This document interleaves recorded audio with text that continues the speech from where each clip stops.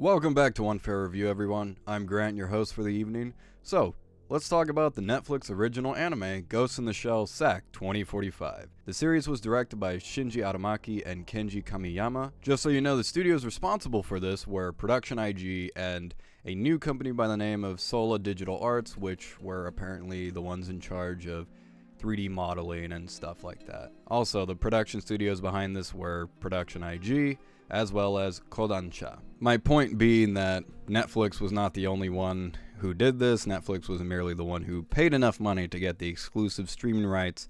It really wasn't their idea to do a full CGI animation. The reason why I bring this up is because a lot of people are kind of mad and blaming Netflix for this show having 3D CGI. I just want people to know that even though Netflix does have say in certain areas, they usually give full reign and control over the creators to do really whatever they want.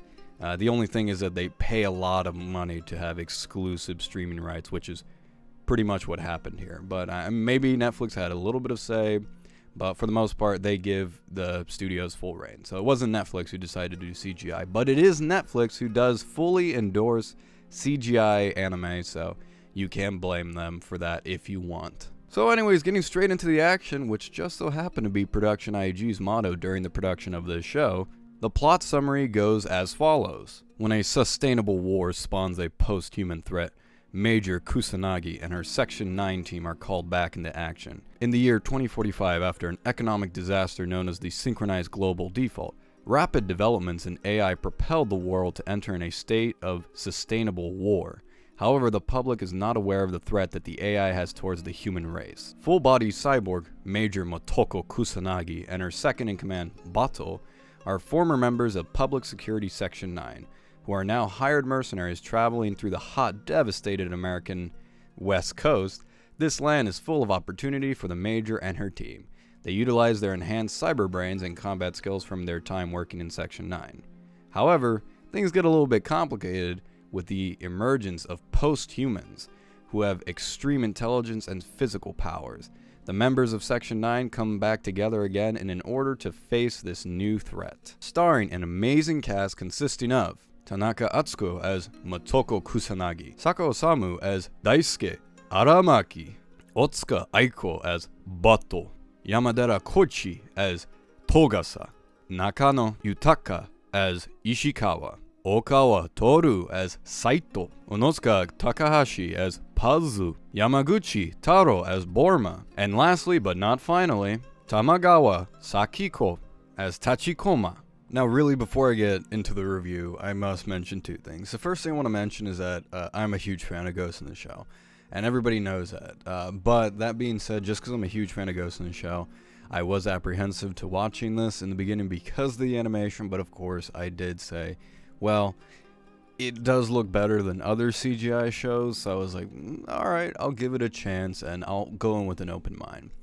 Now, like I said, I am a huge fan of Ghost in the Shell. It is my favorite universe ever, in cyberpunk genre, it's my favorite, and definitely when the video game Cyberpunk 2077 comes out, you know that I'm going to be basing my character off of Motoko Kusanagi. That's just gonna happen.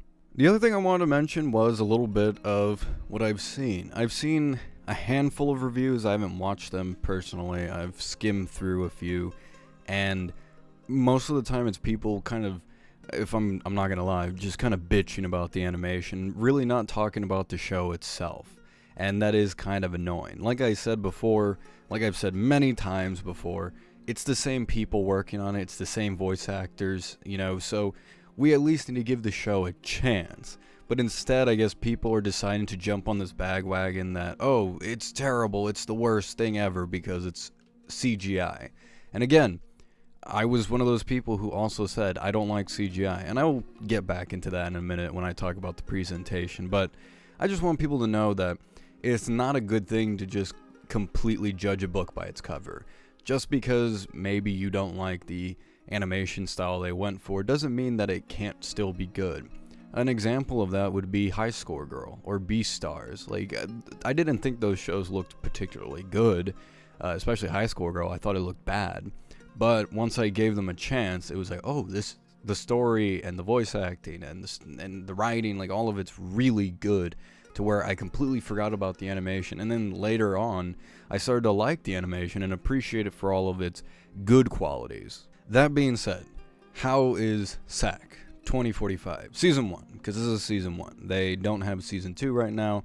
I assume they're going to release it at a later date, maybe next season. I would hope, but you know, things can change. Anyways, so how was the story and characters? Let's focus on that for a second.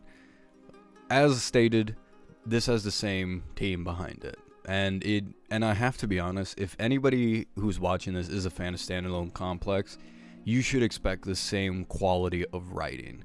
The writing in this show is actually really good. Now, not all the time. There are a few. The first couple of episodes I was watching, I wasn't that into it, but I was still intrigued. Later on, like around episode 4 or 5, that started where it started to pick up, and I was like, ooh, now I'm interested. And then by the end of the series, or season 1, I was starting to think like, oh my god, I need to see what's going to happen next. I was on the edge of my seat, and I really don't want to spoil anything of this show. I'm not going to spoil anything, because the mystery is a big part of it, and seeing it, how it plays out, is great. But it keeps that same formula from the other standalone complex, series, where it has its standalone episodes where it has almost nothing to do with the main, plot of the show, and it focuses on various different characters each episode. I mean, hell, Motoko Kusanagi, she may be the face of Ghost in the Shell, but she doesn't even get that much screen time compared to other people in here. Togasa and Bato actually seem to get the most screen time in this show. Which, speaking of them, they are great. I have to say, the characters are amazing. After all, it is the same writing, and it is the same voice acting, so watching everybody come out on screen and start talking to each other, interacting, I never felt like there was any kind of deviation or this is completely different from what I used to know. It's like, oh, I felt right at home. Like, oh yeah, these are the characters I know. I know their history, and I know how they act towards each other, and they're the exact same.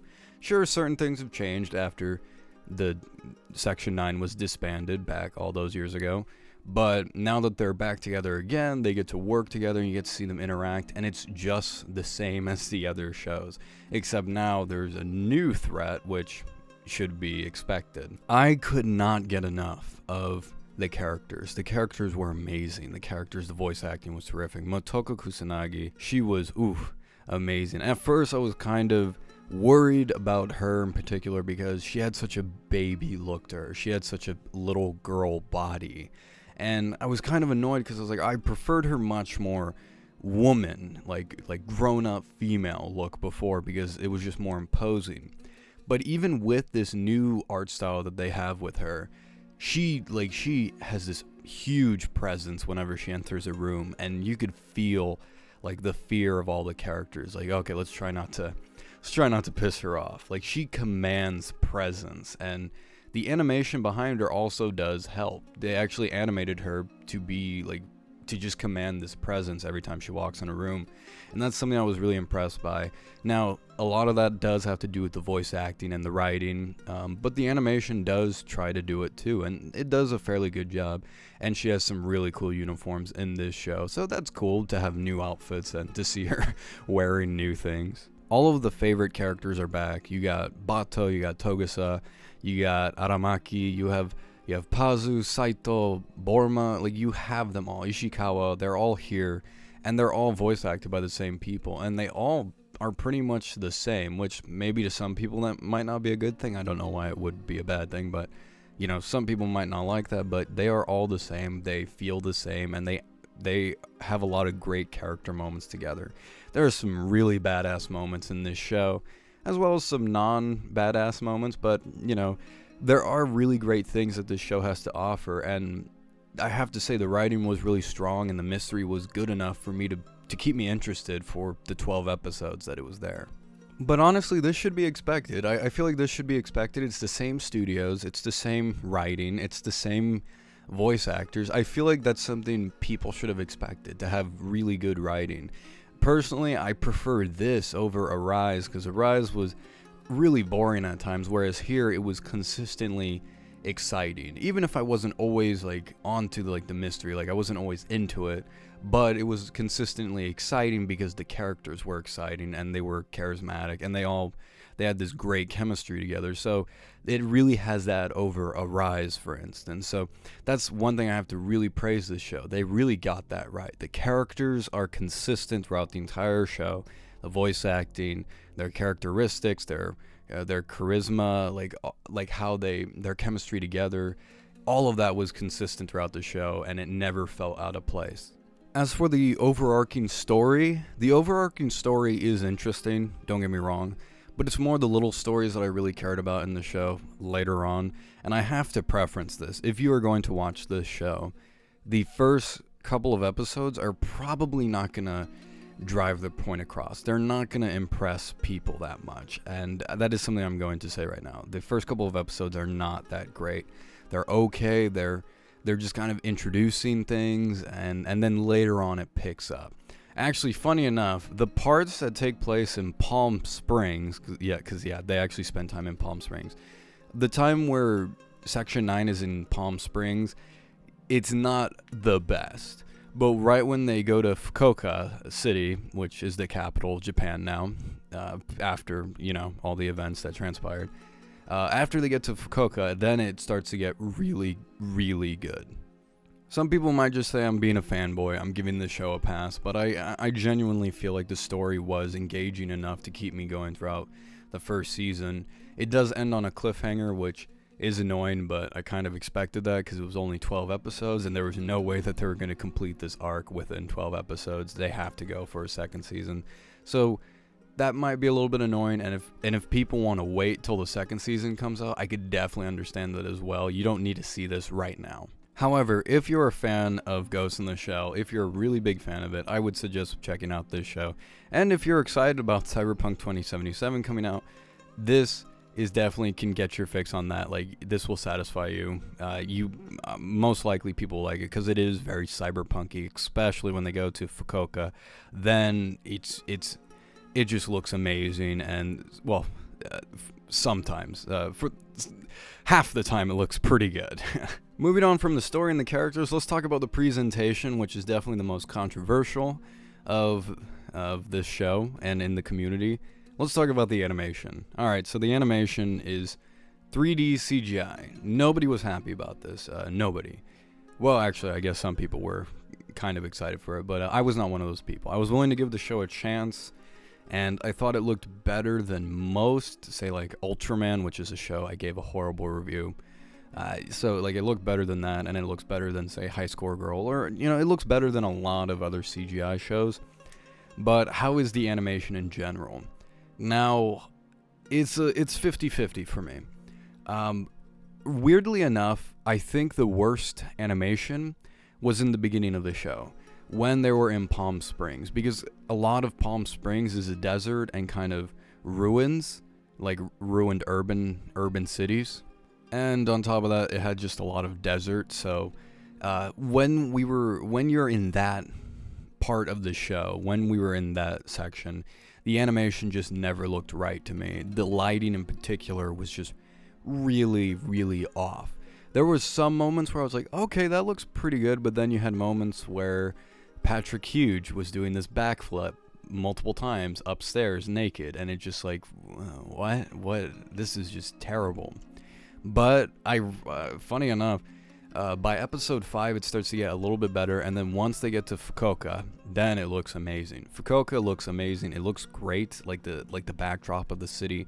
When they're in Japan, like it has this beautiful thing where they can do urban sprawl. I'll give them that. The urban sprawls will look good, and the background where you see like all the forests, it also looks very good.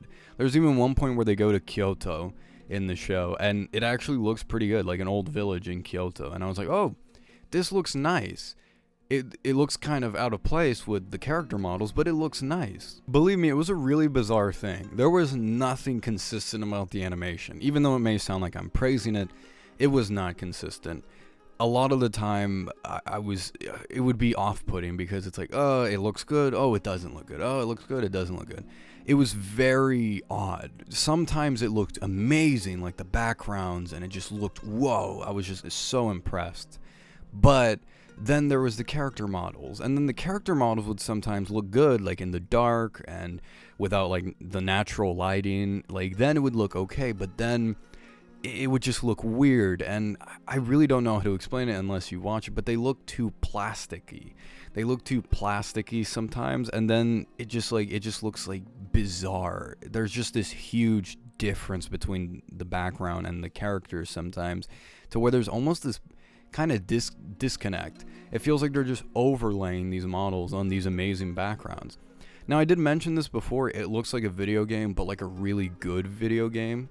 So, I mean, that's more than I could say for Ultraman, which just looks like PlayStation 2. This looks like, okay, PC. They tried really hard at making a PC game with anime characters. So, I mean, they did a good job with that, but it's not a video game, it's an anime. And unfortunately, the Standalone Complex, Second Gig, both of those shows look leagues above better than this. The original anime movie looks leagues above better than this, and that's because it was 2D drawn, and that does not age. It still looks good. It still looks artistic to this day. The problem with the CG 3D animation in this show is that, yeah, sometimes it looks amazing now, but like in a couple years, this is just gonna age like milk. It's gonna age fast, and it's just not gonna look good anymore, and it's not gonna be appealing. It kind of reminds me of how in the first season of Ghost in the Shell Standalone Complex, they did this CGI animation intro, and for the time it looked really good. It was like, whoa, wow, that was impressive, but it doesn't look good anymore. In fact, I would say that the animation just looks terrible now for that intro. It's just awful. Look it up online. I can't show it here because Production IG has a history of completely taking down your videos, but so yeah, like that's what's gonna happen. The animation is just gonna age, and that's a shame because sometimes it looks good, but it just looks like kind of test footage sometimes, so I can't praise the animation too much. Sometimes the backgrounds look spectacular, other times they don't, so take that for what you will. Now, in terms of music, oh boy, they nailed it. They nailed the music part. Now, the intro sucks. I don't like the intro, personally. And I mean, I didn't like most of the Ghost in the Shell intros, but, they were memorable. This one is just kind of annoying, and I don't know, it just wasn't my style. I just wasn't feeling it. The outro, however, was spectacular. By far my favorite outro compared to the other two, which, if I remember correctly, the other two outros for the other shows were kind of butt rock of the time. So this one is a lot more interesting and a lot more, it feels more with the theme that they're going for. Just the intro just really did not do the show any favors. As for the rest of the music, they have a lot of scoring. They have a lot of ambience. They have a lot of jazz, like faux jazz. They have a lot of techno. They got a lot of just cyberpunk, synthwave. They got even like some Blade Runner stuff going on, and it sounds really good. So the music during the episodes are really good, and the outro is really good. The intro, not so much, I would have to say. Give the intro a pass every time. Okay, let's summarize my thoughts. I think Season 1 of Ghost in the Shell, SAC 2045, is worth watching if you're a fan, and I do think it's worth watching even if you're just a casual viewer. It is just interesting. The writing's really good, and the characters are great. The voice acting's terrific. Music is great. A majority of the stuff in the anime is fantastic. It is the animation that half of the time just doesn't work, and a quarter of the time looks okay. So that's not really a good thing, and that's not high praise at all for the animation, which is a real shame because I really wanted a Ghost in the Shell show to be 2D animated, but a man could always dream. My final verdict for Ghost in the Shell SAC 2045 is a solid 8 out of 10. Now, the 8 out of 10, the 2 points taken off is the animation. The animation was just really distracting. It was just too distracting throughout the entire series. It was not consistent at all, and that's where the 2 points had to be taken off. Without that, though, the rest of the show is pretty solid. So far, though. So far, it's solid. Season 1 is great. That could change, though, and once I see Season 2, then I'll get a greater picture, but as of now, the story was really good. A little slow in the beginning, but still pretty good. but later on it gets really, really good, and the characters are amazing, and even the designs didn't bother me towards the end. I started getting used to them. I was like, yeah, they're pretty good. They're pretty good designs. I wish that Motoko could have looked a little bit older, but hey, that's what they went with. I'm not going to complain. Overall, I did find the show enjoyable, and I would recommend it if you're a fan of Ghost in the Shell. If you're not a fan of Ghost in the Shell, and you're not a fan of cyberpunk things in general, I would definitely say skip it. You would probably not be interested. But then again, it is on Netflix. It is free, so you could just watch it if you want. So I do recommend the show to fans, and I do recommend it to people who are excited for Cyberpunk 2077. Check it out. Well, actually, if you are excited for Cyberpunk 2077 and you haven't seen the other standalone Complex shows, go watch those instead, and then I guess watch this one afterwards. That would be my personal recommendation. But that's it for today, guys. What were your guys' thoughts on Ghost in the Shell SAC 2045? Have you guys watched it? Do you love it, hate it, don't care about it, never want to see it? You're even mad at me for bringing it up? Let me know down in the comments down below. I always like hearing you guys' thoughts. It is greatly appreciated. Don't forget to rate, comment, and subscribe. As always, I'm Grant for One Fair Review, and have a nice day. We'll be right back.